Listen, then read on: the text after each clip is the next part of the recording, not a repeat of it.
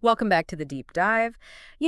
We always like to get beneath the surface of things, and today we're going to be doing that with a really fascinating book, Funny Boy by Shyam Selvadurai.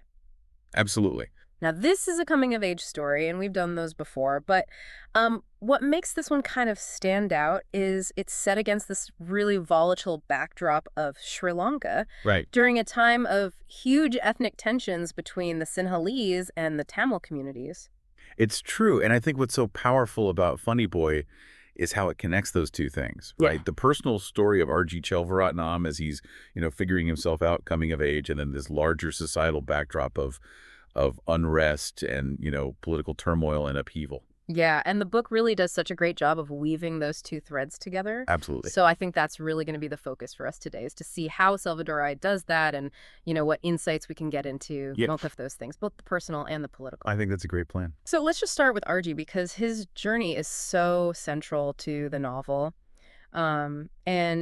He's coming to terms with his homosexuality. Right. And, it's not an easy journey for him. It's full of conflict, internal conflict, but also within his family and then, like, the larger cultural expectations. It's true. And I think one of the things that Selvadurai does so brilliantly is show how R.G.'s understanding of himself, Hmm.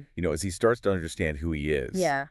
That it clashes with what's expected of him, Oh, absolutely. both in his family and in the larger culture of Sri Lanka at the time. Yeah. And you see this even early on. Uh-huh. Like he would much rather play bride than cricket with the other boys. Right, right. It's a small thing, but it really sets him apart. And you see how concerned his family is, Yeah, they're worried. even from that young age. Absolutely. And it really foreshadows the struggles he's going to face, throughout the rest of the book. And, speaking of the rest of the book, I think the way the novel is structured is really interesting because it's like these interconnected stories, right? Yeah. It's not just a straightforward linear narrative. Right. It's not like a traditional, beginning, middle, end. It's Exactly. And each chapter kind of offers a new perspective on Argy, and we see him developing. Yeah.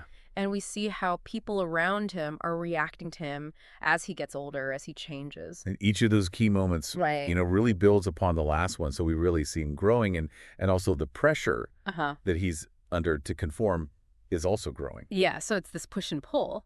Exactly. But what's interesting too is like all of this is happening in this very specific setting of Sri Lanka. Yeah. And Selvadurai does such an amazing job of like painting a picture of this place. Oh, he's a beautiful writer. The beauty, the culture, like it's all so rich and vivid. Absolutely. And I think that makes it even more impactful when we start to see these undercurrents Right. of prejudice and violence bubbling up and kind of threaten. Yeah, it's like this idyllic surface, but underneath there's all this tension brewing. Yes. And we know as readers that this ethnic conflict is escalating. Yeah, between the Sinhalese and the Tamil communities. Right. And it's there from the beginning almost. Can you give an example of that? Like how Selvadurai shows that tension? So one thing that really stands out to me is when RG goes to the Royal College. Mm-hmm. And at first it's this place of learning and Seems very innocent. yes, but as the political climate outside starts to change, you see that change reflected in the school.